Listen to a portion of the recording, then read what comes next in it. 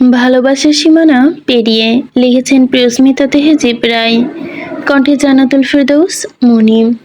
ঠাস চপটাঘাতের তীব্র শব্দে থমকে গেল সবাই, চোখ বড় করে একযোগে তাকালো শুদ্ধ আর প্রিয়স্মিতার দিকে। প্রিয়স্মিতার চোখ ছলছল হয়ে উঠল, অটোমেটিকলি হাত চলে গেল তার গালে। সে পানি টলমলে চোখে হতবাক হয়ে তাকিয়ে রইল শুদ্ধের ক্ষুধারিত মুখের পানে। তার লাল টকটকে চোখ দুটো যেন জমাট বাঁধা রক্তকুণ্ড, অথচ প্রিয়স্মিতার চোখ দুটো নরম, সেথায় বাসা বেঁধেছে অভিমান ও অবিশ্বাস। যার বিশ্বাস হচ্ছে না তার ভালোবাসার মানুষই তাকে মারল, রাগে ফুসফুস করছে শুদ্ধ। তার দুহাত ঠিকরে যেন আগুনের বর্ষিত হচ্ছে, দেখেই বোঝা যাচ্ছে ক্রোধ কন্ট্রোল করছে না। অপর প্রান্তে তার প্রিয়স্মিতা এক্ষুনি কাঁচা চিবিয়ে খাবে একেবারে শুদ্ধ। প্রিয়স্মিতা গাল ভিজে উঠল, কেঁপে ওঠা কণ্ঠে অবিশ্বাসে ঢেলে বলল, তুমি আমাকে মারলে? শুদ্ধ দাঁত কিরমির করে হাত মুষ্টিবদ্ধ করে নিল, মাথা থেকে পা অব্দি জ্বলে যায় তার রাগে। উপস্থিত সকলে হতবাক, যা কিছু হচ্ছে তাদের মাথার 10 হাত ওপর দিয়ে যাচ্ছে তা। শুদ্ধ হঠাৎ প্রিয়স্মিতা দুবাহু চেপে ধরল, প্রিয়তার মতো গলে যাওয়ার মতো নরম না হলেও অতটা শক্তও নয়। বেশ ব্যথা পেল প্রিয়স্মিতা, তবুও টু শব্দ করল না, অপেক্ষা করলো শুদ্ধের পরবর্তী বয়ানের। শুদ্ধ হাড়ের সমস্ত জোর লাগিয়ে গর্জন ওঠে ক্ষেপিত বাঘের মতো, মুখে বিকৃতি করে বলল, তোকে মারবো না? তোর মতো নাটকবাজ মহিলাকে আমি আর এক মুহূর্ত সহ্য করতে পারছি না, মন চাচ্ছে।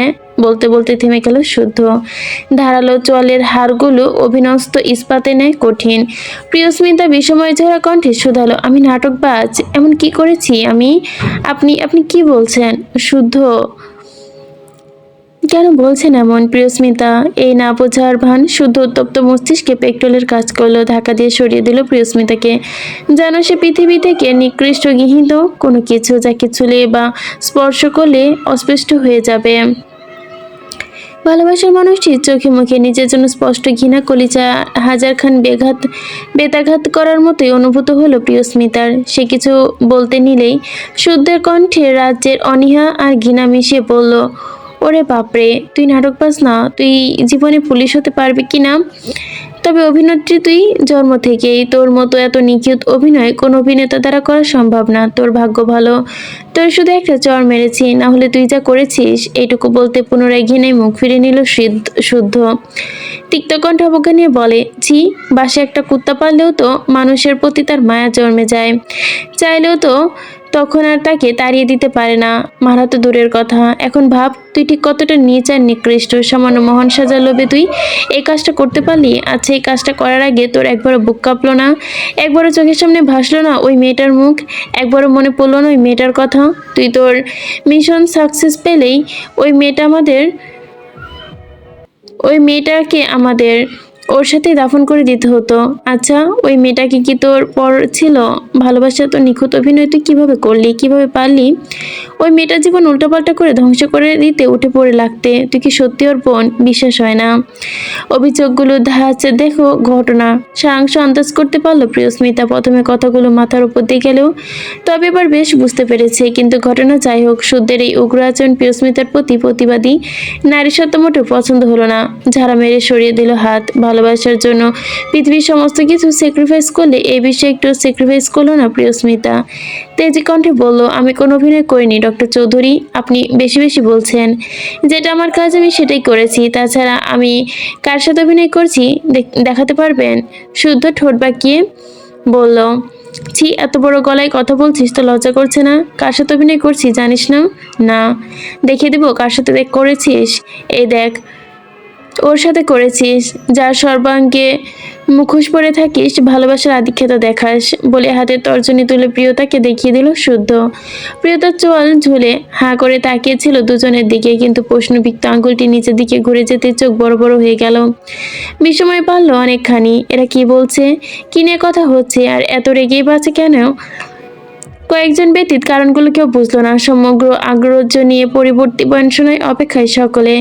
আঙ্গুলেটা প্রিয়তার দিকে তুলে দেখে রেগে গেল প্রিয়স্মিতা। সহ্যের বাঁধ ভাঙলো তার, চেঁচিয়ে উঠে বলল, একদম ওর দিকে দেখাবেন না, ও আমার বোন। ওর সাথে আমি অভিনয় করব কেন? আমি ওর খারাপ চাইবো? যা হচ্ছিল একদম ঠিকই হচ্ছিল। সে ডিজার্ভ বেটার। প্রিয়স্মিতার কথায় হু হু করে হেসে উঠল শুদ্ধ। তাচ্ছিল্য খেলে গেল চোখে মুখে, হাসি থামিয়ে বিদ্রুপের স্বরে বলল, মন্দ বলিসনি। আচ্ছা, এটা তোর বোন, বোঝাতে পারবি? সে ডিজার্ভ বেটার। থমকালো প্রিয়স্মিতা। শুধু শান্ত হয়ে বলল, আচ্ছা তুই কি একবারও ভেবে দেখেছিস যে তুই আসলে কি কি করেছিস? তার জন্য আজ এই বাড়িতে কি কি হতে পারতো? পরিচিতটা কি রকম পরিস্থিতিটা কিরকম হতো? পরিচয়টাই বা কিরকম হতো? বলবো সবাই তোর থেকে মহান কর্মের ব্যাপারে। তুই না তোর বোন খুব ভালোবাসিস, যদিও সব নাটকের ভালোবাসা, তবুও প্রিয়তাকে যে তুই তার দুর্বলতায় একদম মেন পয়েন্টে ঠিক কিভাবে আঘাত করে এনেছিস, কি কি করতে চেয়েছিলি তার সম্পর্কে বলি সকলকে। শুদ্ধের কথা সম্পূর্ণ হতে দিল না প্রিয়স্মিতা, চেঁচিয়ে উঠে বলল, চুপ করুন। মজা পেল শুদ্ধ, থামলো না, ফের বলল, বলবো প্রিয়তাকে যে আজ তোর জন্য। বলে প্রিয়স্মিতার দিকে একটু ঝুঁকে গেল শুদ্ধ, কানের কাছে চোট ধুয়ে নিয়ে ফিসফিস করে বলল, আজ তোর জন্য সে বিধবা হতে যাচ্ছিল। তুই ওর প্রণয় ভাইকে বুঝতে পারছিস? ওর প্রণয় ভাইকে, যাকে ছাড়া ও নিঃশ্বাস ফেলতে পারে না, যে প্রণয় ভাইকে খুন করতে চাচ্ছিলি তুই। আচ্ছা, তোর মনে হয় এখনো তোকে যতটা সম্মান ভালোবাসা করে, সবটা জানার পরে ওই অনুভূতি একই থাকবে? বড্ড বোকা তুই। বিশ্বাস কর, সবটা জানতে পারলে তোর ওই ভালোবাসা বোকাশোকা বোনই তোর ঘাড় থেকে মাথা আলাদা করে দেবে। বিশ্বাস কর, এই পৃথিবীতে ওই প্রণয় ছাড়া আর কাউকে ভালোবাসে না সে। তুই যেমন নাটক, আজ তোর থেকেও দ্বিগুণ বেশি নাটকবাজ। প্রণয় ছাড়া বাকিদের সাথে ভালোবাসার অভিনয় করে। আন্ডারস্ট্যান্ড? বলতে পারিস? শুদ্ধ শাসনীতে প্রিয়স্মিতার অন্তরে বেশি না হলেও হালকা ভয়ের উদয় হলো। ভেতরটা শিশিয়ে গেল যেন। চোরা চোখে ভয়ে একবার তাকালো প্রিয়তার দিকে। প্রিয়তার চোখে মুখে ঠিকরে পড়ছে সব জানার আগ্রহ, অদম্য কৌতূহল। সরে এলো শুদ্ধ। প্রিয়স্মিতাকে ভেতরে ভেতরে ভয় পেতে দেখে মোটেও প্রকাশ করলো না। সরাসরি দৃষ্টি নিক্ষেপ করলো শুদ্ধের চোখের দিকে। নিভিক চোখ দুটো কণ্ঠ কাটকাট দৃঢ়তা নিয়ে বলল, আমি কোনো অন্যায় করিনি, যা আমার ডিউটি তাই আমি করেছি। আর আমার লক্ষ্যে না পৌঁছানো পর্যন্ত আমি থামবো না। সে যাই হয়ে যাক আর যাই ঘটে যাক, আই ডোন্ট কেয়ার। এতক্ষণ বোঝানোর পরে প্রিয়স্মিতা তেরামি কমেনি দেখে পুনরায় ধক করে মাথায় আগুন জ্বলে ধরে শুদ্ধের। সে পরিষ্কার বুঝে গেল এই মেয়েটা সোজা পথের মেয়ে নয়। আসলে কুত্তালে এসতো সারা জীবনই। ঘি মাখালে কি আর সোজা হয়? বাঁকাই থাকে। আমি যখন মরবো বলে ঠিক করেছি, তো মরবই। শুদ্ধ উত্তত হয়ে পুনরায় চর মারতে হাত উঠাতেই হাত চেপে ধরল প্রণয়। ধাক্কা দিয়ে দূরে সরিয়ে দিল শুদ্ধকে। শীতল কণ্ঠে হুমকি দিয়ে বলল, একদম নয়।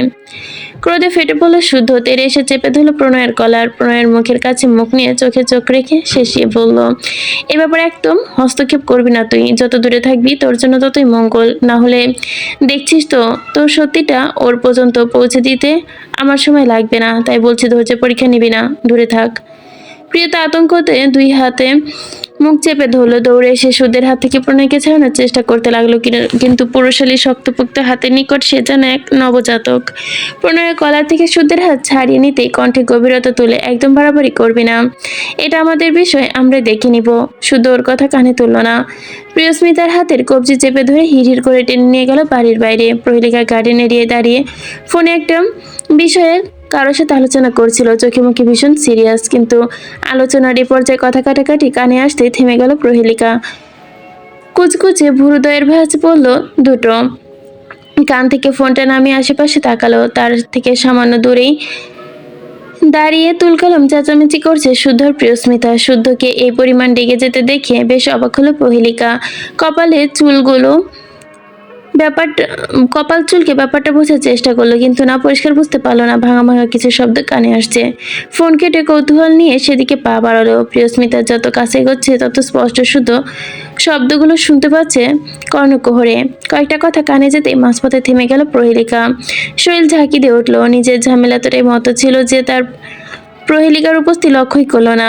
তাদের কথোপকথন শুনে বুকের ভেতর রক্তচাপ বেড়ে গেল। হৃৎপিণ্ড ছেদ করে উঠল প্রহেলিকা। বর্ণনাগুলো শুনে মুষ্টিবদ্ধ হল হাত আপনা আপনি।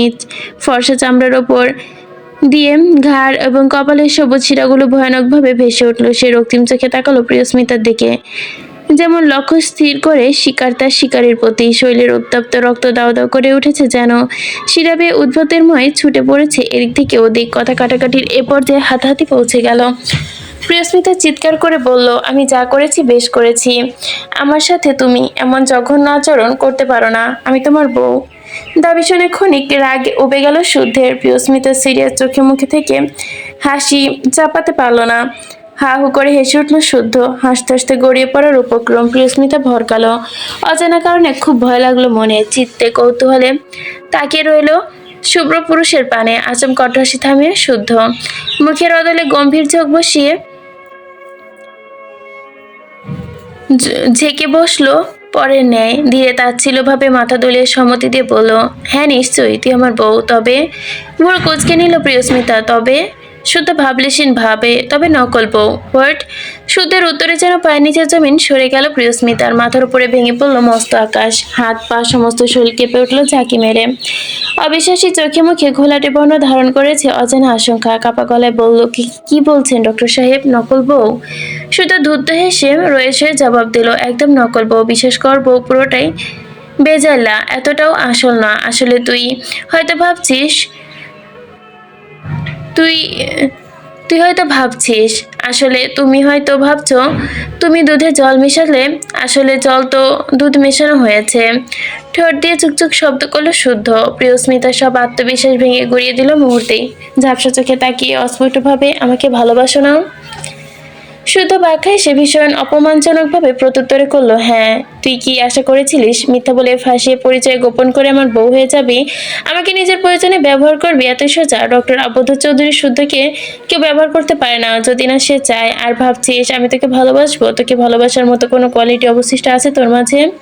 মূর্খ মেয়ে মানুষ। আচ্ছা ভাববো, তুই নিজেই ভাব। তুই কি ভালোবাসার মতো মেয়ে? মনে জায়গা দেওয়ার মতো কেউ তুই, যে তোকে আমি আমার মনে জায়গা দিব? তোকে কি ভালোবাসা যায়? তুই কি ভালোবাসার যোগ্য?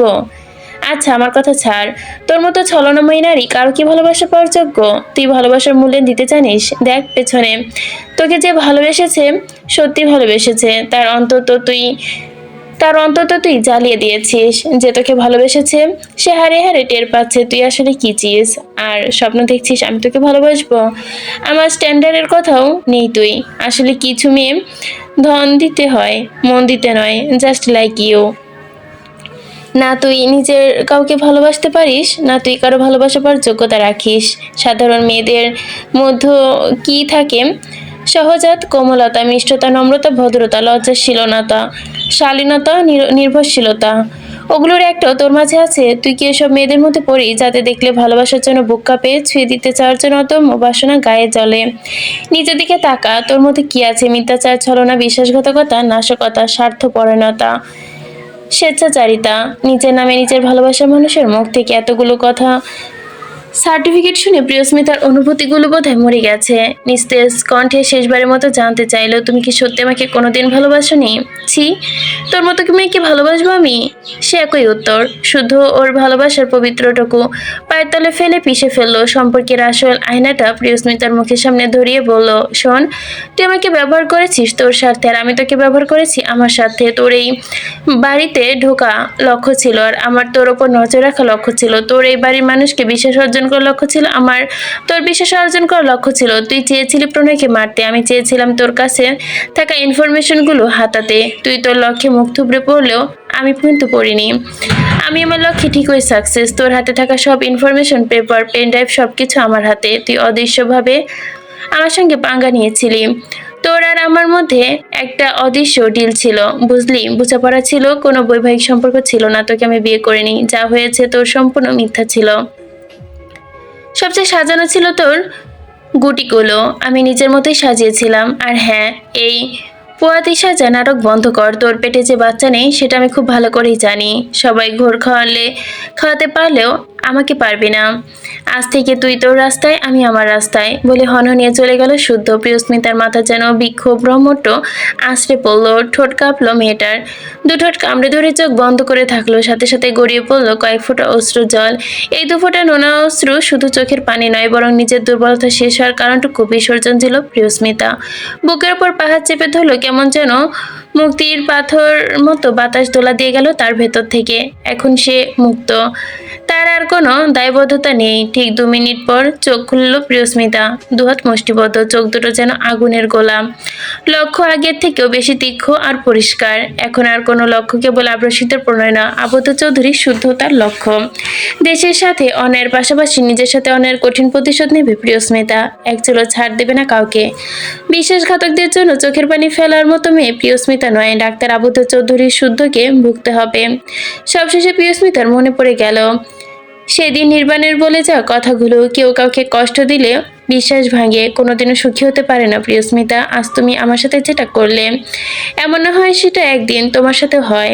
আমি সহ্য করে নিলাম প্রিয়স্মিতা, কিন্তু তুমি তো সইতে পারবে না।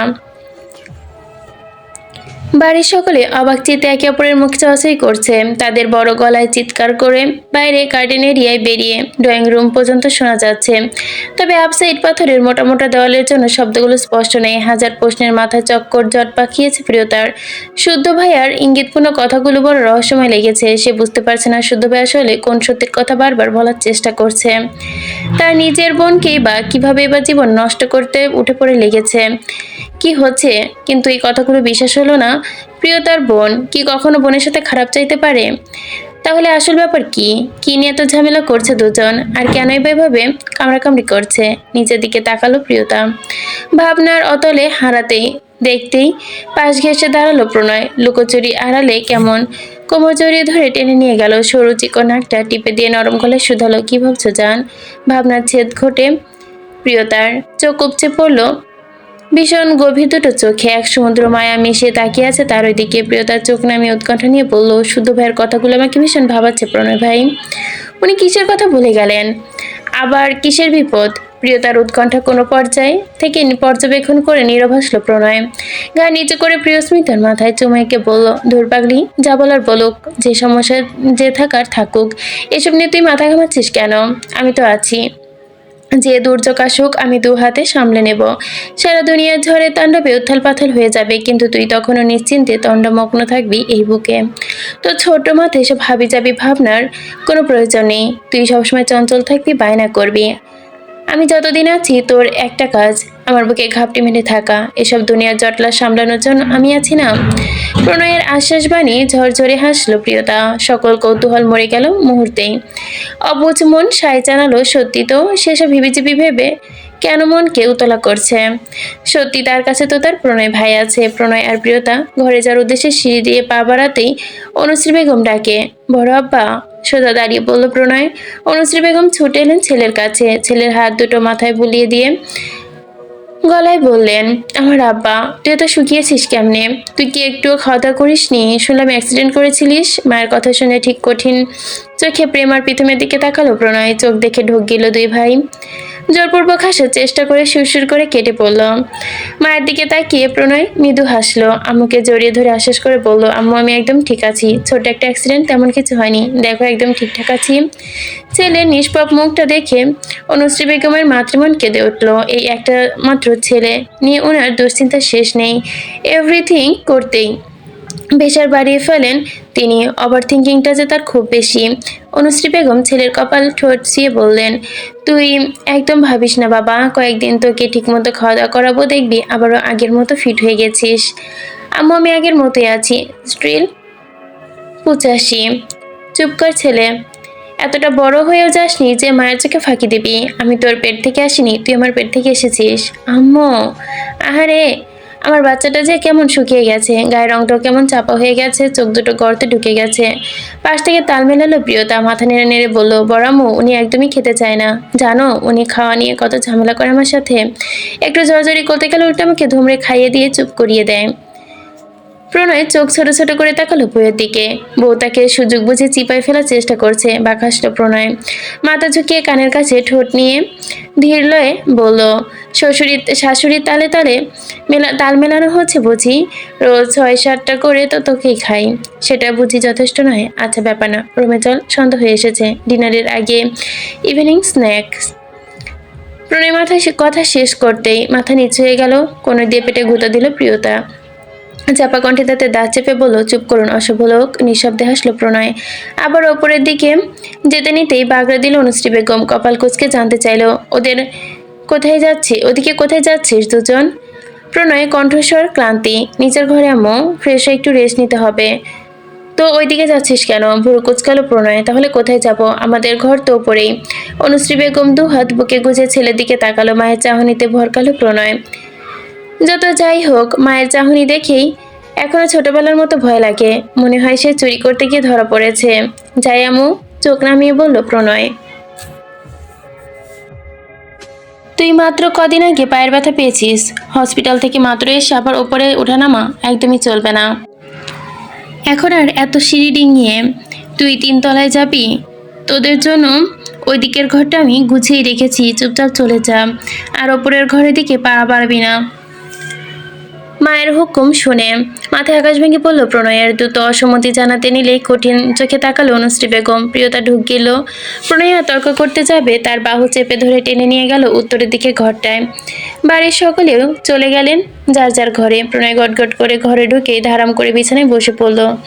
রাগে নাকটা বড় বড় নেই ফুলে উঠেছে, বিড়াল ছানা নেয়। পেছনে পেছন রুমে প্রবেশ করলো প্রিয়তা। প্রণয়ের মুখ গোমরা করে বসে থাকতে দেখে মিটমিট করে হাসলো। পায়ে পায়ে গিয়ে বসলো প্রণয়ের কোলে। দুহাতে গলা জড়িয়ে ধরে টুপ টুপ করে চুমু খেলো। আহ্লাদি কণ্ঠে গদগদ করে বলল, আহা আমার বাবুটার। বাচ্চাদের মতো ঠোঁট ফুলিয়ে মুখ ফুলায় দেখি হুটুস হুটুস করে কামড় খেতে মন চায়। পুরো হাওয়াই মিঠায়। প্রণয়ের ঠোঁটে হাসি ফুটলো। বলিষ্ঠ হাতে পেঁচিয়ে ধরলো কোমর। নাকে নাক ঘষে আহ্লাদি করে বলল, রয়েস হয়ে কিছু বলার উদ্দেশ্যে মুখ খুলতে প্রিয়তা আচমকায় ঠোঁট চেপে ধরলো। পুরুষালী পুরো ঠোঁট দুটো পাউন হতে দেখে আনন্দ পেল যেন মনে মনে। প্রণয় চোখে মুখে বড় করে দেখতে লাগলো কাণ্ড কারখানা। প্রিয়তা পাউট করা ঠোঁট দুটো দিয়ে যেন লুপে নিচ্ছে চোখের পলকে। ঠোঁট দুটো ধমকে দিয়ে বলছে, গাধি মেয়ে বুদ্ধি কি হাঁটুর নিচে, আমি কি দেখার জিনিস? আইসক্রিমের মতো চুপ করে খেয়ে ফেলতে হয়। প্রিয়তা ঢোক গেল। ঠোঁটে কথা বলা নাকি কি করবে বুঝতে পারছে না। সাথে সাথে বোধহয় গলার অ্যাডামস আপেলে নড়ে উঠল প্রণয়ের। প্রিয়তা চোখ পড়ল গলায়। অ্যাডামস আপেলটা অনবরত ওঠানামা করছে। প্রিয়তা ঠোঁট ছেড়ে বাহাতে স্পর্শ করলো অ্যাডামস আপেলের ওপর। হাড়টা স্পর্শ করতে প্রিয়তার বুকের ভেতর যেন ধুক করে উঠল। অ্যাডামস আপেলের উপস্থিতি না পেয়েও বিরক্তিতে কপাল ভাঁজ করলো প্রিয়তা। চোখ খুলে দেখার জন্য হাতড়ালো। ওপর নিচ দৌড়াদৌড়ি করছে যেন। ফিলিংস নষ্ট করতে দেখে রেগে গেল প্রিয়তা। মধুর কণ্ঠে ধমকে উঠল, এই এই একদম ছোটাছুটি করবেন না। আমি কি তোকে খেয়ে ফেলছি? ছোটাছুটি করছিস কেন? বলে উঠলো অ্যাডামস আপেলসকে। একটাই তো চুমু দেবো, চুপচাপ দাঁড়া এক জায়গায়, এত নড়ছিস কেন?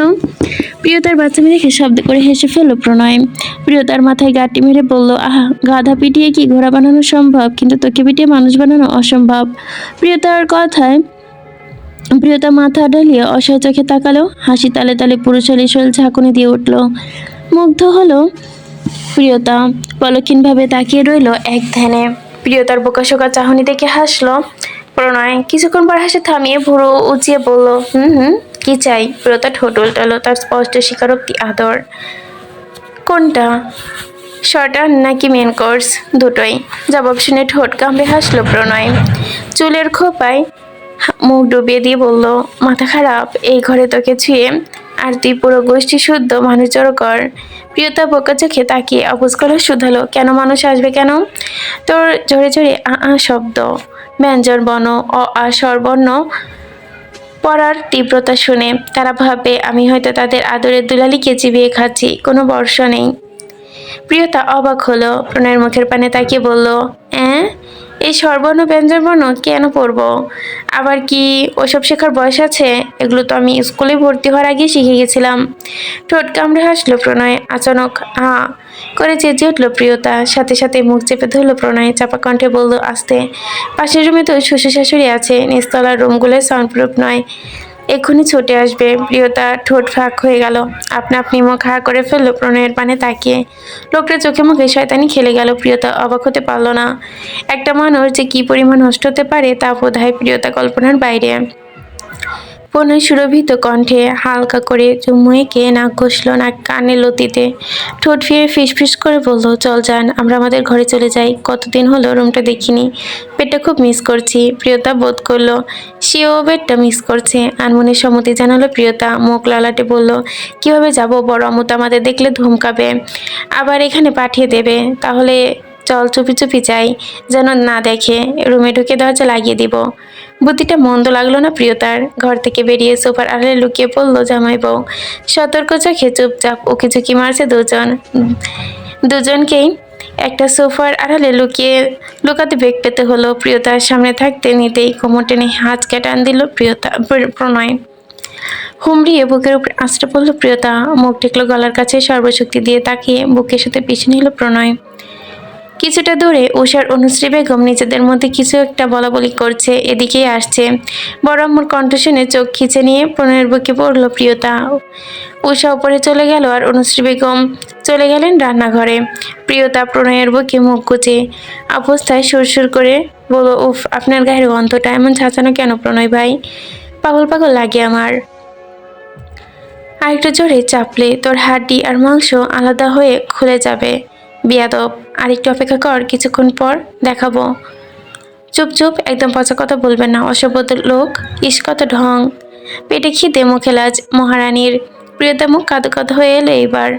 দুহাতে পেট জড়িয়ে দ্রুত অসম্মতি জানিয়ে বলল, না না, এত ভালো জামাই লাগবে না আমার। কিছুক্ষণ পর রাজহাঁসের মতো গলা বাড়িয়ে ড্রয়িং রুম পর্যন্ত উকি দিল প্রিয়তা। কোথাও কেউ নেই। নিশ্চিত হতেই হাত পা চেপে চোখ বুজে সিঁড়ি দিয়ে দৌড় দিল জামাই বউ। অভিরাজ তাদের দৌড় দিতে দেখে আধো আধো গলায় চেঁচিয়ে বলল, পাপ্পা পুপ্পি। কিন্তু এসব মধুর সারথি কান অব্দি পৌঁছালো না তাদের। তারা নিজেদের বাড়িতেই পলাতক। জান, হ্যাঁ হ্যাঁ জান বলো। আচ্ছা, আমি যদি মেয়ে না হয়ে ছেলে হতাম তাহলে তুমি কি আমাকে স্টিল ভালোবাসতে? ওয়েট ওয়েট, বলো না ভালোবাসতে। আচ্ছা, আমি কি গে? মেবি। হোয়াট? আরে আমাদের ছেলের প্রতি কেন ইন্টারেস্ট হবে? তার মানে তুমি আমাকে ভালোবাসতে না? আমি তো তোমাকে ভালোবাসি জান। তুমি আমার মনকে ভালোবাসো নাকি বডিকে? বডি ভালোবাসি, তোমার মনকে। তাহলে আমার মন ভেতর তাহলে আমার মন ছেলের ভেতরে থাকলে আমাকে ভালোবাসতে না কেন? আরে মনের সাথে যে ধন থাকবে ওই জন্য। মানে মানে কিছু না, বাদ দাও। আজাইরা পেঁচাল, নিচে কি পরে আছো বেবি? জুতা। আরে আনরোমান্টিক মাইয়া তুমি। আমি কি আমাকে কি মিস করো না একটু? অনেক করি জান, তোমাকে ছাড়া 1 ঘন্টা 60 মিনিটের মতো লাগে। রিয়েলি? ওয়েট ওয়েট, না, তোমার মধ্যে একটু রোমান্স নেই। অন্য মেয়েরা কত ফ্লার্টিং করে লুতুপুতু মার্কার কথা বলে, আর আমিও করি। শুনবে একটা ফ্লার্টিং লাইন? বলো। তুমি কি বাদ দাও? আমি না, তোমাকে কখনো ছাড়তে চাই না। একছি, এটা কেমন গন্ধযুক্ত ফ্ল্যাট? আচ্ছা বাদ দাও। জানো, কালকে না চুরি হয়েছে আমাদের বাসায়। যে চুরি করে সে কখনো শান্তিতে থাকতে পারে না। আর তুমি না যে আমার মন চুরি করে নিয়েছো তার বেলায়। তো তোকে কে বললো আমি শান্তিতে আছি? অরণ্য আরো কিছু টাইপ করতে নিয়েছিল, এর আগে তার মাথায় সজোরে চাটি মারলো নির্বাণ। দাঁত কিরমির করে বলল, শালা নষ্টের চেয়েও বেশি নষ্ট তুই। যেমন যাওরা তোর সাথে জুটে তেমনও। লজ্জা করে না এসব মেয়েদের সাথে দুচিয়ে বেড়াতে? শালা এইডস হবে, মরবি তুই। কাজ ঝাঁকালো অরণ্য। আজ থেকেই উঠে বসলো আসন পেতে। তাদের আড্ডায় জমেছে আজ 3 তলায় ছাদে প্রণয়ের ঘরের সামনে। রাদীপ, সাদীপ, অব্র, শুভ্র, নির্বাণ, আয়ন ও তাদের কয়েকজন বন্ধু পুরো চিল মোডে নেশা পান করছে এখানে, পুরো পার্টি ভাইব। কারণ তারা জানতেন পেরেছে দাদা নিচতলায় থাকবে, ওপরে আসা নিষেধ। তাই আজকে রাতটাই শেষ। এরপর থেকে মদ খেলে ঠ্যাঙানি জুটবে কপালে। লাল লাল চোখে রীতিমতো টলছে ছেলেগুলো। কি কথা বলছে তার সত্তা 70% অস্পষ্ট তাদের কাছে। মনে হচ্ছে ফু দিলেই উল্টে পড়বে। সকলের হাতে ওয়াইনের গ্লাস। 3টে বোতল অলরেডি খালি করে দিয়েছে। 4 নম্বরটা চলছে, আরও 3টা বাকি। অরণ্য নির্বাণের পানে তাকিয়ে আচানক হু হু করে হেসে উঠল। কাজ চাপড়ে বলল, বেটার দয়াল না হইলেই যদি তোমার মতো লয়াল হইতাম তবে কবে বিচির কন্দে উঠা যাইতো। মরা খাইতে খাইতে কঠিনভাবে সরসেলা মাতাল। অরণ্য নিচের ওপর থেকে ঝেড়ে ফেলল নির্বাণকে। অরণ্যের খোঁচা মারা কথা তাকানোর চেষ্টা করলো নির্বাণ। পুনরায় নির্বাণের গলায় হাত বুলিয়ে বলল, চরিত্রে দাগ দিলি কেন? তোকে কে বললো আমি দুচিয়ে বেড়াই? ইয়াকছি। আমার ওয়াইফাই পাসওয়ার্ড এত দুর্বল নয় যে যে কোনো ডিভাইসে সাকসেসফুল কানেক্ট হয়ে যাবে। জাস্ট মজা লাগে তাই করি। বাট ভাই বিশ্বাস কর, আমার বডি কাউন্টে 0। হেট গাইজ। অরণ্য বলতে দেরি রাদীপ, সাদীপ, অব্র, শুভ্র, আয়ন আর 10টা মোবাইল অডিও রেকর্ড অন করে দোল অরণের মুখের কাছে। অরণের মাতাল কণ্ঠে চেঁচিয়ে উঠল, আই লাভ ইউ জান, গুড নাইট। যথারীতি ভয়েস নোটটা সব গার্লফ্রেন্ডের ইনবক্সে চলে গেল। আয়ন মাতাল হয়ে ঢলে পড়লো অরণ্যের গায়ে, ফ্যাচ ফ্যাচ করে কাঁদতে কাঁদতে বলল, ভাই তিশারে কতটা ভালোবাসছিলাম, শালি 4টা বছর প্রেম করে আমার সাথে, আমার শরীর মন সব খেয়ে শেষে পেট মোটা ধকলা বুইড়া নানা মোস্তাককে বিয়ে করলো। শালি আজ তো কাল সাপ বেইমানি শয়তানি, তার ইজ্জত লুটে নিয়েও বিয়ে, আমার ইজ্জত লুটে নিয়েও বিয়ে করেনি। আমার ভবিষ্যৎ বউ যখন জানবে আমি ভার্জিন না, তখন আমার কি হবে? আমি কি উত্তর দিব? অরণ্য ধূপ করে আয়নের পিঠে কিল বসিয়ে দিল। খামোশ। এক্সকে এক্স বলতে শিখো প্রিয়, কাল সাপ শয়তান বেইমান এইসব কি? আমার এক্স তো মাকড়সা ছিল, মায়ার জাল বানিয়েছিল, আমি কিছু বলেছি? গুরুদেব আপনার এক্স জানি কয়টা, কাউন্ট করিনি। ও এই হ্যান্ডসাম, এদিকে শোন। হাতের ইশারা ডাকলো অরণ্য, নির্বাণ কপাল কুঁচকে ডাকলো। অরণ্য খিকিয়ে উঠে বলল, কোচি কার্তিক, সারা জীবন লয়াল থেকে কি পেয়েছে শুনি? ভার্সিটি থাকাকালীন কত রূপসী চঞ্চলা চপলা প্রপোজ করেছিল, তাদের দিকে ঘুরে তাকাসনি? সেদিন ওদের মধ্যে কাউকে ধন মন সব উজাড় করে দিলে আজ এমন কেলিয়ে পড়ে থাকতে হতো না, আর ছ্যাঁকা খেয়েও ব্যাকা হতে হতো না। চুপ কর শালা। রাত এখন 12টা। এদের হাউমায়ের জ্বালায় দু চোখের পাতা এক করতে পারছে না প্রণয় প্রিয়তা। সাউন্ড প্রুফ রুমের ভেতরে শব্দ বাহিরে না যায়, কিন্তু বাহিরের শব্দ ভেতরে ঠিকই যায়। বাইরের শব্দে ভেতরে টেকা মুশকিল। তাদের কথাবার্তা পরিষ্কার শুনতে পাচ্ছে প্রণয় প্রিয়তা। অন্ধকার রুমে এক কোণে টিমটিম করে জ্বলতে থাকা হলুদ আলো, বিছানায় চাদর এলোমেলো, মেঝে চারদিকে ছড়িয়ে ছিটিয়ে টি শার্ট প্যান্ট ওড়না কামিজ সব। প্রণয়ের টি শার্টের ভেতরে ছোট বিড়াল ছানার মেয়ে গুটিসুটি মেরে শুয়ে আছে প্রিয়তা। দীঘল ভেজা চুলের গভীরে ধীরে ধীরে আঙুল চালিয়ে দিয়েছে প্রণয়। একটু পর পর হাসি দিচ্ছে প্রিয়তা। সন্ধ্যা থেকে পরপর 3বার গোসল করার ফলে ঠান্ডা লেগে গেছে তার। প্রণয় আষ্টে পৃষ্ঠে বুকের সাথে মিশিয়ে রেখেছে তার প্রাণকে। প্রিয়তার শরীরে কাপড়ের এক টুকরো নেই, কেবল প্রণয়ের টি শার্টের ভেতরে ঢুকে শরীরের উষ্ণতায় লেপ্টে আছে। শরীরে পুরুষালী উষ্ণতা পেয়ে বড্ড আরাম বোধ করছে প্রিয়তা। সারাটা শরীর ব্যথা যন্ত্রণায় নীল হয়ে আছে, চোখ বুজে পড়ে আছে প্রিয়তা। উন্মুক্ত পিঠে পুরুষালী হাতে স্পর্শ অনুভব করছে, কেঁপে উঠছে বারংবার।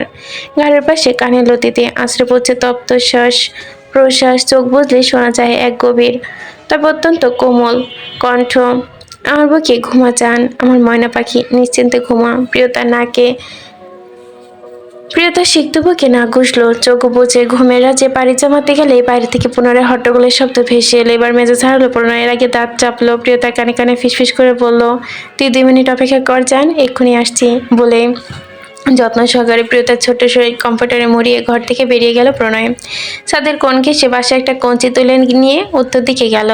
নেশায় বোধ হয়ে উল্টে পড়ে প্রণয় বকছে এক একজন। রাদীপ নেতাদের মতো ভাষণ দিদি বলছে, কিছু বলার প্রস্তুতিতে বজ্র কণ্ঠ শুনতে পেল এক লাফিয়ে উঠল। সাদিফের কোলে চলে গেল সে। শব্দের তীব্রতায় কেঁপে উঠল প্রত্যেকেই। চোখ পিটপিট করে সামনে তাকাতে অক্ষিপটে ভেসে উঠল গম্ভীর একখানা শক্তপোক্ত পুরুষালী অবায়ক। অরণ্য চোখ কষলে তাকালো, মনে হচ্ছে সে নেশার ঘরে ভুলভাল দেখছে। প্রণয় এই মাতালগুলোর সাথে কথা বলতে মোটেও সময় নষ্ট করলো না।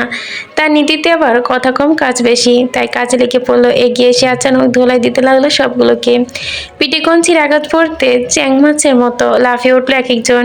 পরনের লুঙ্গি খুলে গেল রাদিফের। সে লুঙ্গি ফেলেই যেদিকে চোখ গেল ওইদিকে দৌড় দিল। বাকিদের অবস্থা সেম। সবগুলো বিদায় হতেই ছাদের দরজা লাগিয়ে ঘরে এলো প্রণয়। প্রিয়তাকে পুনরায় বুকে নিয়ে কপালে তপ্ত চুমু আঁকলো, স্বস্তির নিঃশ্বাস ফেলে বলল, এখন ঘুমা বাচ্চা। প্রিয়তার একটু মিশে গেল তার বুকে। মিনিট গড়ানোর পূর্বেই পাড়ি জমালো তন্দার রাজ্যে। শিকদার বাড়ির উত্তর দিকের স্টোর রুমে হাত পা বাঁধা অবস্থায় চেয়ারে সাথে লেগে আছে প্রিয়স্মিতা। কপালে ক্ষত বেয়ে চুয়ে চুয়ে পড়ছে তাজা রক্ত, মুখে টেপ, মাথায় ঝুঁকে আছে নিচের দিকে। সম্ভবত জ্ঞান নেই। ঘরটা ময়লাযুক্ত, দুর্গন্ধ পরিবেশ। আশেপাশে হয়তো ইঁদুর টিকটিকি জাতীয় কিছু মরে আছে। সেদিকে ধরাই আসবাবপত্র, ধুলোবালির মোটা আস্তরণ। হঠাৎ করে মুখে শীতল পানির ঝাপটা পড়তে ধরপড়ে ওঠে প্রিয়স্মিতা। তাকে পরিস্থিতি ঠাওর করার সময়টুকু দিল না। তার হাতে লম্বা চুলের মুষ্টি চেপে ধরল কেউ। সাথে সাথে ধারাম করে চেয়ারের সাথে লেপটে গেল মাথা প্রিয়স্মিতার। ব্যথায় চোখ মুখ কুচকালো। হঠাৎই পরিচিত নারী কণ্ঠে বিস্তৃত গালাগালি, খাঁকিমাকি চুত মারান দিয়ে, তোর সবার তেজ দেখে বাহবা দিতে পারছি না। 20 বছর পর আগাছার মতো উড়ে এসে জুড়ে বসেছিস, একটা আমার সমস্ত রক্ত চুষে নিয়েছিস, আর বাকি আছিস তুই। একদম টুটটুট ছিঁড়ে লাড়া লাড়া করে ফেলবো। এসেছিস টুটটুট মিশন নিয়ে, মিশন তো নিজ দিয়ে ভরে দিব। টুটটুট এখনো কার কলিজা ধরে টান দিয়েছিস আন্দাজ করতে পারিসনি। তোকে কেটে টুকরো টুকরো করে কুত্তা দিয়ে খাইয়ে দিলেও আমার মনে জ্বালা মিটবে না। তুই আমার প্রণয়কে মারতে চেয়ে এসেছিস, আমার প্রাণকে, যে আমার ভালোবাসার জন্য আমার জীবন যৌবন সব শেষ করে দিয়েছি আমি, আর তুই কিনা তার দিকে হাত বাড়িয়েছিস। অকথ্য ভাষায় গালাগালি করতে করতে ঠাস করে গাল বরাবর থাপ্পড় বসিয়ে দিল প্রহেলিকা। চুলের মুঠি চেপে ধরে হিংস্র চোখে তাকালো। তার চোখ দুটো দাউ দাউ করছে আগুনে। চুলের মুঠি ছেড়ে দিয়ে আবারও শরীরে সর্বশক্তি উজাড় করে চর বসালো।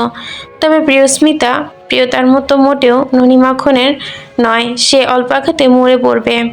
প্রহেলিকা পরপর 3-4টে থাপ্পড় মারল, তবুও কেটে ফেটে গেল প্রিয়তার ঠোঁট। পরিষ্কার চোখে তাকালো সে। তার দৃষ্টান্ত শীতলতা, নীলাভ চোখে চোখ রেখে বিদ্রুপ করছে প্রহেলিকাকে। প্রহেলিকার বাপ মা তুলে গালি শুনে প্রিয়স্মিতার চল শক্ত করে ফেলে ধীরে ধীরে। রাগে জ্বলে ওঠে তার মাথা থেকে পা। প্রিয়স্মিতা স্থির হলো, অযথা রিয়াক্ট না করে ইশারা করলো মুখে টেপ খুলে দিতে। প্রহেলিকার রক্ত ফুটছে। এতক্ষণে শেষ করে দেওয়ার কথায় হাত পা নিষ্পিস করছে, তবু শান্ত থাকার চেষ্টা করেছে প্রহেলিকা। মুখে টেপ খুলে দিল। মুখ খুলে দিতেই হু হু করে ঘর কাঁপিয়ে হেসে উঠল প্রিয়স্মিতা। হাসতে হাসতে যেন চেয়ার থেকে উল্টে পড়ার উপক্রম। হাসি তালতালে শরীর চলছে। হাসি বড্ড বিষাক্ত লাগছে প্রহেলিকার নিকট।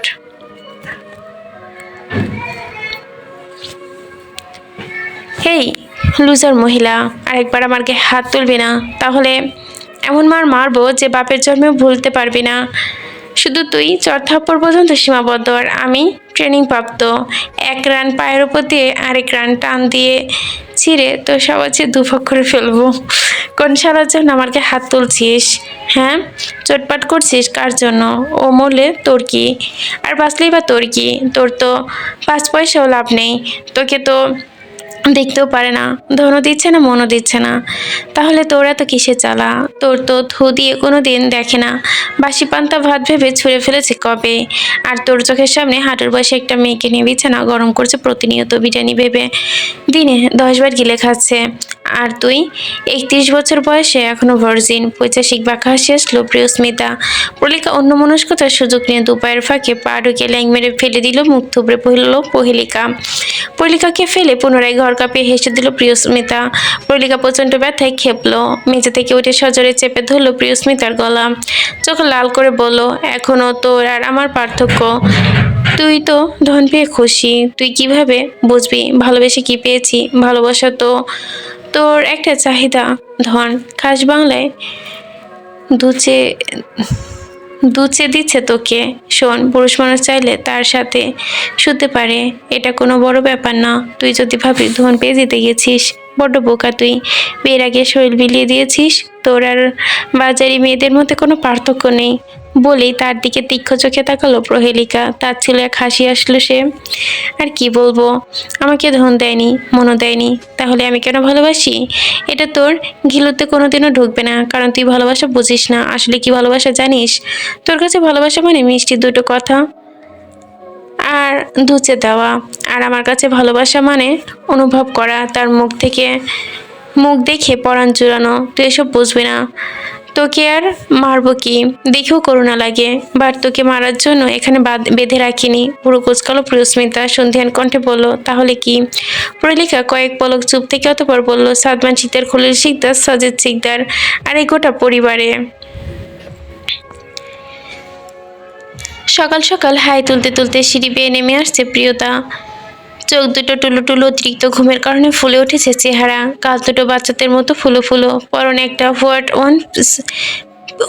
White colour one piece. এলোমেলো পদক্ষেপে নামছে প্রিয়তা। পুতুলে নেই বসানো উইলের জুতো, গোড়ালি থেকে কিছুটা ওপর পর্যন্ত ধবধবে ফর্সা পা উন্মুক্ত, যেন দুধের মতো ভাসমান মালাই। হঠাৎই হাঁটু ছাড়ানো চুলগুলো এলোমেলো অবস্থায় উপচে পড়ছে তার মুখে। দুপাশে পুতুল বসানো, তাতেও দুটো দুটো 4টে ক্লিপ বসেছে মাথাতে। প্রিয়তা ঢুলতে ঢুলতে নিচে এসে গেল। ঘড়িতে সময় কয়টা ঠিক খেয়াল নেই। প্রিয়তা নিচে নেমে চেঁচিয়ে ডাকলো অনন্যা বেগমকে। আম্মু, ও আম্মু, খিদে পেয়েছে তো, একদম দুধ কর্নফ্লেক্স দেবে না, আমি লুচি খাবো। রান্নাঘর থেকে হাঁক ছুড়লেন অনন্যা বেগম। চুপ কর মাইয়া, বাসাভর্তি মেহমান, এত জোরে চিল্লাচিল্লি করো কেন? তোমার কি শিক্ষা দীক্ষা নেই? সকাল সকাল মায়ের ঝাড়ি খেয়ে মুখটা পাংশুটে হয়ে গেল যেন প্রিয়তার। কিছুদিন শাড়িটারি পরে ঘোমটা টোমটা দিয়ে শখ মিটে গেছে। কিছুদিন বউ বউ ফিল নিয়ে এখন আবার আগের ফর্মে ফিরে এসেছে প্রিয়তা। শাড়িটারি পরতে এখন আর একদমই ভালো লাগে না। এদিক ওদিক পেঁচিয়ে যায়, বিরক্ত লাগে। যে বাড়ির মেয়ে ওই বাড়িরই ঠিক আছে। প্রিয়তা বড় করে একটা হাই তুলল। হাঁ করার বিশালতায় গলার ভেতরে দৃশ্যমান হলো। মাথা ঘুরপাক খাচ্ছে বাসাভর্তি মেহমান কথাটা। তন্ময় পাশ থেকে ফোড়ন কেটে বলল, হা বন্ধ করো পিয়পু, মুখের মধ্যে হাঙ্গর লাফিয়ে পড়বে। চুপ কর বেয়াদব, চোখ কষল প্রিয়তা। মেহমান খোঁজার উদ্দেশ্যে উকি ঝুঁকি দিল। ইতিওতি টাকাতে ড্রয়িং রুমে চোখ তাকালো। গুটি কয়েক মানুষে হাঁ করে তাকিয়ে আছে তার ওইদিকে। লোকগুলো দেখে হাঁ বন্ধ হয়ে গেল প্রিয়তার। ঠিক করে দাঁড়ালো। মানুষগুলো মোটেও চেনা চেনা লাগলো না প্রিয়তার। দুজন পুরুষ, একজন মহিলা। লোক দুটোর মধ্যে একজন খুব চেনা লাগে, কোথায় জানি দেখেছে। ভাবতে ভাবতে চোখ দুটো গেল ছোট করে ফেললো প্রিয়তা। ভদ্রমহিলা হেসে ইশারায় তাকালো হাতের দিকে। অচেনা মানুষের সামনে যেতে বিব্রত হলো প্রিয়তা, তবু ভদ্রতার খাতিরে গুটি গুটি পায়ে এগিয়ে গেল। মিসেস অরেঞ্জ জওয়ান মুগ্ধ হয়ে তাকালো প্রিয়তা দুধে আলতা মুখশ্রীর দিকে। মেয়েটা তো ওনার ছেলের বর্ণনা থেকেও বেশি মিষ্টি। এক ধ্যানে দেখতেই কেমন মুগ্ধ হলো সে। চোখ ফেরাতে ইচ্ছে করছে না। ভদ্রতার চাহনিতে ইতস্ত করতে করতে বলল, প্রিয়তা। জি আন্টি। মিসেস অরেঞ্জ জওয়ান হেসে ফেলল। প্রিয়তাকে নিজের পাশে বসে মাথায় হাত বুলিয়ে বলল, কিসে পড়ো আম্মু? অনার্স, দ্বিতীয় বর্ষ। জবাব শুনে এবার অবাক হলে মিসেস জাওয়াত। বুড়ো কোচকে মাথা থেকে পা পর্যন্ত পর্যবেক্ষণ করলো। এ মেয়ে 18+ দেখে বোঝার তো কোনো বাপেরই সাধ্য নেই। তিনি মিষ্টি হেসে জানতে চাইল, 21+? প্রিয়তা দুপাশে মাথা নাড়ালো। 20+। কোন ইউনিভার্সিটি? টর্নেটো university, Canada. বা নাম কি তোমার? তনয়া শিকদার। প্রিয়তা, বা খুব মিষ্টি নাম। প্রিয়তা জোরপূর্বক হাসার চেষ্টা করলো। মিসেস অরেঞ্জ জওয়ান অনবরত এটা সেটা প্রশ্ন করে যাচ্ছে। তত প্রশ্নের জবাব দিতে বিরক্তিতে না কুঁচকে নিল প্রিয়তা। অসুস্থে গট হয়ে যাচ্ছে তার পা। মনে হচ্ছে সে ঘুম থেকে উঠেই ভুল করেছে। ঘুম থেকে উঠে দাঁত মুখ না ধুয়ে ইন্টারভিউ দিতে বসে গেছে। প্রিয়তা বিড়বিড় করে বলল, এত আচ্ছা গেরো হলো, কি মুসিবত? তুরান মুগ্ধ হয়ে তাকিয়ে আছে সামনে বসে রমণীর পানে। রমণীর মুখের পরিবর্তন, অঙ্গভঙ্গি প্রতিটাই খুঁটিয়ে খুঁটিয়ে দেখছে তুরান। তার অবদ্ধ চোখ দুটো নিমিষেই ক্লান্তিহীন চোখে চেয়ে রয়েছে তার দিকে। এ যেন চোখের শান্তি। তুরান চোখ দুটো বরবার ঘুরে ফিরে তাকাচ্ছে ফর্সা পায়ের পাতায়। হাতের তালু, ফুলকো গাল, ভারী চোখের পল্লবে। তবে দেখতে দেখেই কিছু অদ্ভুত মার্কের ওপর চোখ যাচ্ছে বারংবার। সে গাঢ় দৃষ্টি অগ্রাহ্য নিয়ে তাকালো গলার পাশে লালচে দাগগুলোর দিকে। একটা নয়, বারংবার কয়েকটা। হয়তো ঘাড়ের দিকেও আছে। চুলের জন্য স্পষ্ট নয়। প্রিয়তার এবার মনে হচ্ছে সে বুঝি দম আটকে মরে যাবে। তাকে অস্বস্তি থেকে উদ্ধার করতে এসে গেলেন সোয়েব শিকদার ও খলিল শিকদার। ওনারা সামনের সোফায় এসে কুশল বিনিময় করতে বসলেন। তুরান ও তার পরিবার শিকদার বাড়ির মেয়ের জন্য বিয়ের প্রস্তাব নিয়ে এসেছে। তবে তারা মেয়ের নাম জানে না। তাই শিকদার পরিবার ধরে নিয়েছেন তারা হয়তো ধীরের জন্য সম্বন্ধ নিয়ে এসেছে। অরিন জাওয়াত সন্তুষ্ট কণ্ঠে, মেয়ে আমাদের খুব পছন্দ হয়েছে মিস্টার শিকদার। বলতেই আপনার মেয়ে লাখি একটা, খুব লক্ষ্মী মন্ত্র দেখতে। সোয়েব শিকদার না বুঝতে পেরে বলল, জি, কিন্তু এখনো তো আমরা জানাই, আপনারা জানাননি। কখন দেখলেন? অরিন জাওয়াত কিছু বলতে যাবে তার পূর্বে হুট করে উদয় হলো প্রণয়। কোথা থেকে এসে গা ঘেঁষে বসলো প্রিয়তার। পরনের টি শার্ট কোঁচকানো, সিল্কি চুলে কয়েকটা আশ্রে পড়েছে কপালের ওপর। পাশে বসে প্রণয়ের শরীরে মাতাল করা ঘ্রাণ পেল প্রিয়তা। সকল অস্তিত্ব যেন ধুয়ে গেল মুহূর্তেই। তুরন্ত শীতল চোখে তাকালো প্রণয়ের শিকদারের দিকে। তাদের ওয়ান অ্যান্ড অনলি টার্গেট, যার বিগত কয়েক বছর রক্ত পানি করেছে তারা, যার জন্য। প্রণয় ছোট আব্বুর দিকে তাকিয়ে বেশ সাবলীল ভঙ্গিতে বলল, কার বিয়ে দেখাশোনা হচ্ছে ছোট আব্বু? সোয়েব শিকদার বলার পূর্বে অরিন জাওয়াত বলেন, এই তো আমার ছেলের জন্য আপনাদের মেয়ের হাতটা চাইতে এলাম। আপনাদের মেয়েকে আমাদের ছেলের কোথায় জানি দেখেছে, এরপর থেকে পাগল পাগল হয়ে গেছে আমার ছেলেটা। তাই তো ভাবলাম একমাত্র ছেলেকে আর কষ্ট দিয়ে লাভ কি, যা চাই তা দিয়ে দেই। কিন্তু মিসেস জাওয়ান, আপনি আমার মেয়েকে দেখলেন কখন? আমার মেয়েকে তো এখনো রেডি করা হচ্ছে। পুনরায় সন্দিহান চোখে তাকালো প্রিয়তার দিকে। মিসেস অরিনজাত হাসি হাসি মুখে, অন্য মেয়েকে কেন দেখবো? আমরা তো এই মেয়েটাকে খুব পছন্দ হয়েছে, একদম ছোটখাটো একটা জীবন্ত পুতুল বলে প্রসন্ন হাসলো। প্রিয়তার মাথায় হাত রাখলেন মিসেস জাওয়ান। ওনার কথার মনে হচ্ছে নিঃশব্দে। ড্রয়িং রুমে বোমা পড়লো, আটকে উঠলো প্রিয়তা। চোখ বড় করে তাকালো ভয়ের তো চোখে পাশে বসা মানবের দিকে। প্রণয় খুব স্বাভাবিক, নির্বিকার। সোয়েব শিকদার বিব্রত বোধ করলেন, সাথে ভয় পেলেন কিছুটা। প্রণয় ঠান্ডা হেসে বলল, ও আপনার ওকে পছন্দ হয়েছে? কিন্তু মেয়ে যে ভার্জিন না, জানেন না? একটা মাত্র ছেলে, বিয়ে করাবেন তাও? প্রণয়ের কথা এবার পারমাণবিক বোমা পড়লো যেন লিভিং রুমে। সোয়েব শিকদার সম্মান বাঁচাতে চুপচাপ উঠে গেলেন সেখান থেকে। এমন অনাকাঙ্ক্ষিত কথায় হতভঙ্গ হয়ে গেছেন ওনারা। একে অপরের মুখ চাওয়াচাই করছেন। অরিন জাওয়ান আশ্চর্য হলেন, কি এত ছোট মেয়েটা ভার্জিন না? লজ্জায় মাথা কাটা যাওয়ার অবস্থা প্রিয়তার। প্রণয় ওর দিকে তাকে ভুরে নাচিয়ে বলল, কিরে, তুই যে আমাকে ছেড়ে আবার বিয়ে করতে চাস, বলিসনি তো কখনো? বলতে বলতে প্রিয়তার কোমর টেনে সবার সামনে উড়তে বসালো প্রণয়। ভয়ে দোয়াদরুদ পড়তে শুরু করেছে প্রিয়তা। তার কলিজা লাফিয়ে উঠেছে ইতিমধ্যে। প্রীতমের দিকে আসতেই নিচ্ছিল, কিন্তু লজ্জাজনক পরিস্থিতি দেখে পিছিয়ে গেল। তুরান সহ মিস্টার অ্যান্ড মিসেস জাওয়ান চরম মাত্রায় আশ্চর্য হয়ে তাকাচ্ছে প্রিয়তার মুখের পানে।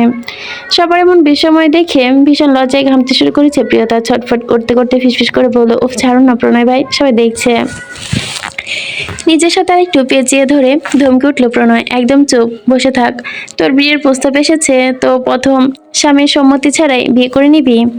এতদিন আমি পেলে পুষে বড় করলাম, আদর দিলাম, বুকে আঁকড়ে রাখলাম, আর এখন আমার অনুমতি ছাড়া বিয়ে করে নিবি? প্রণয়ের কথা শুনে যার প্রণয় অবাক হলো তুরান সহ মিস্টার অ্যান্ড মিসেস জাওয়াদ। একে অপরের মুখে চাওয়াচাই করছে। অবাক হয়ে বললেন, ও বিবাহিত?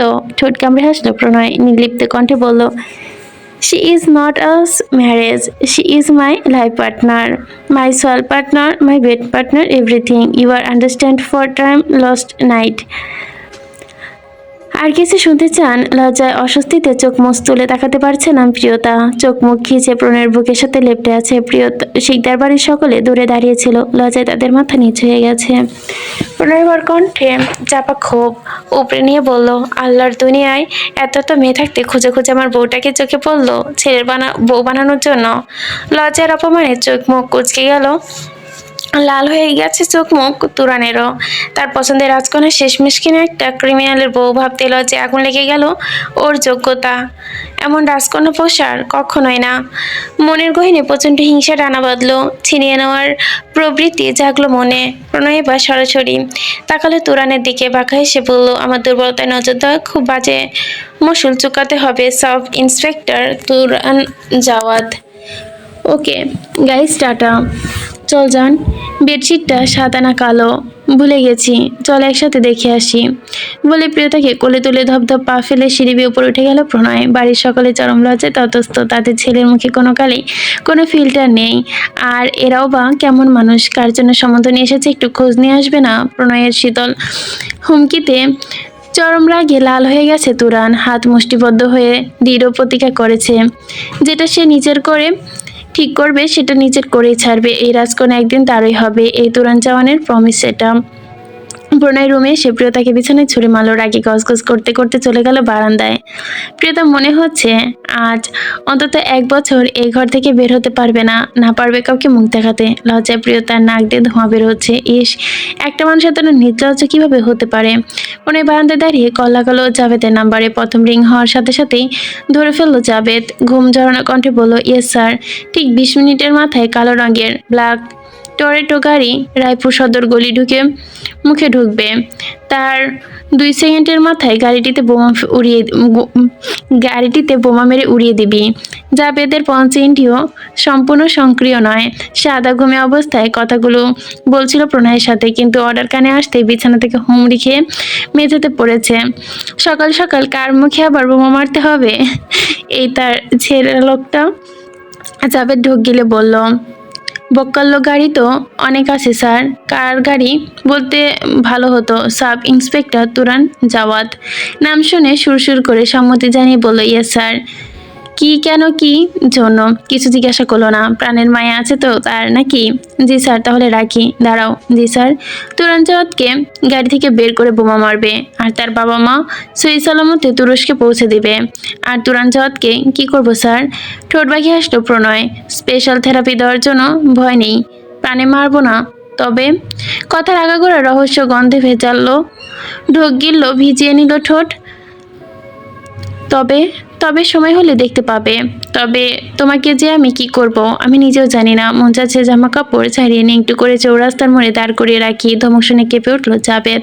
কৌতূহল উড়ে গেল, মুখ কাদো কাদো হয়ে গেল নিমিষে। কল্পনায় ভেসে উঠলো জামা কাপড় ছাড়া চৌরাস্তার মোড়ে দাঁড়িয়ে আছে, কি ভয়ানক ব্যাপার স্যাপার। কাপা কাপা গলায় শুধালো জাবেদ। কেন স্যার?